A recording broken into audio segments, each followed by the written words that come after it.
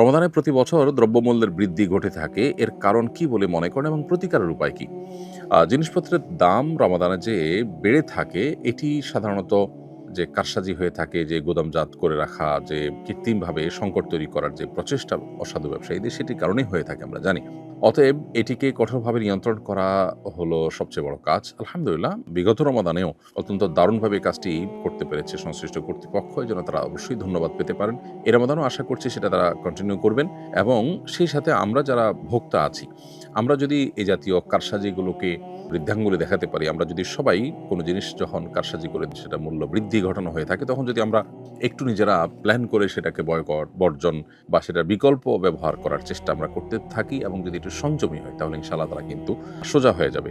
তরমুজ সিন্ডিকেটের সময় এরকম সোশ্যাল মিডিয়াতে আওয়াজ উঠেছিল এবং অনেকেই সেটার উপরে যখন সচেতন হয়েছেন, তখন কিন্তু তাদের সেই সিন্ডিকেট ভাঙতে তারা বাধ্য হয়েছে এবং তারা কিন্তু সেই গুদামজাত করার বা দাম কৃত্রিমভাবে সংকট তৈরি করে দাম বৃদ্ধি করার যে চেষ্টা, সেটাতে তারা ব্যর্থ হয়েছে।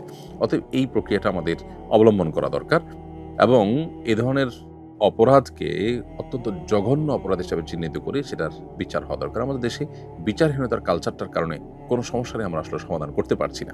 অতএব সেটি আমাদের যেমন দরকার, একইভাবে রমাদান আসছে, একজন মুসলমান তিনি হয়তো নামাজ কালামও পড়েন, আবার তিনি এই জিনিসপত্র সরিয়ে রেখে সংকট তৈরি করে দাম বাড়িয়ে তারপর ব্যবসা করছেন, মুনাফা করছেন।